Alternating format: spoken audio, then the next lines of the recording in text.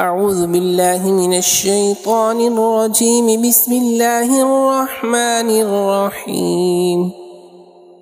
تبارك الذي بيده الملك وهو على كل شيء قدير، الذي خلق الموت والحياة ليبلوكم أيكم أحسن عملا وهو العزيز الغفور، الذي خلق 7 سماوات طباقا ما ترى في خلق الرحمن من تفاوت فارجع البصر هل ترى من فطور، ثم ارجع البصر كرتين ينقلب إليك البصر خاسئا وهو حسير، ولقد زينا السماء الدنيا بمصابيح وجعلناها رجوما للشياطين وأعتدنا لهم عذاب السعير، وللذين كفروا بربهم عذاب جهنم وبئس المصير.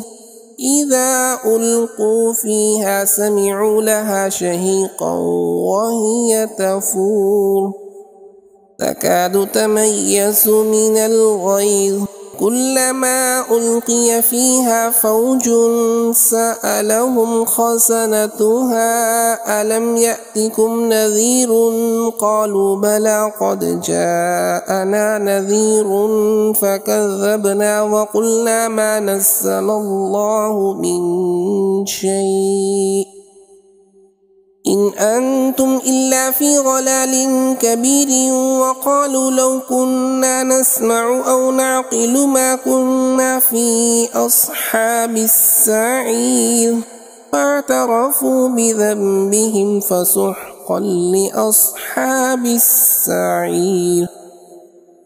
إن الذين يخشون ربهم بالغيب لهم مغفرة وأجر كبير، وأسروا قولكم أو اجهروا به إنه عليم بذات الصدور.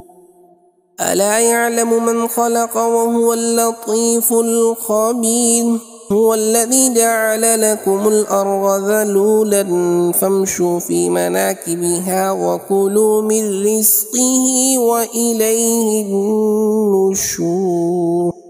أأمنتم من في السماء أن يخسف بكم الأرض فإذا هي تمور، أم أمنتم من في السماء أن يرسل عليكم حاصبا فستعلمون كيف نذير.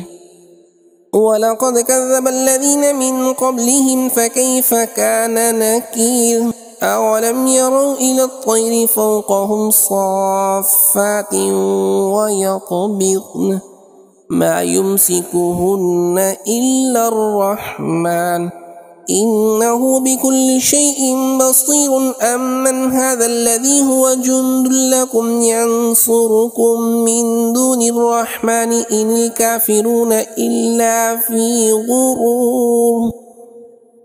أمن هذا الذي يرزقكم إن أمسك رزقه بل لجوا في عتو ونفور. أفمن يمشي مكبا على وجهه أهدى أمن يمشي سويا على صراط مستقيم. قل هو الذي أنشأكم وجعل لكم السمع والأبصار والأفئدة قليلا ما تشكرون.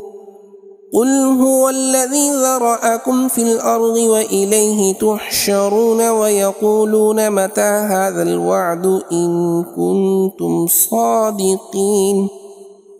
قل إنما العلم عند الله وإنما أنا نذير مبين. فلما رأوه زلفة سيئت وجوه الذين كفروا وقيل هذا الذي كنتم به تدعون.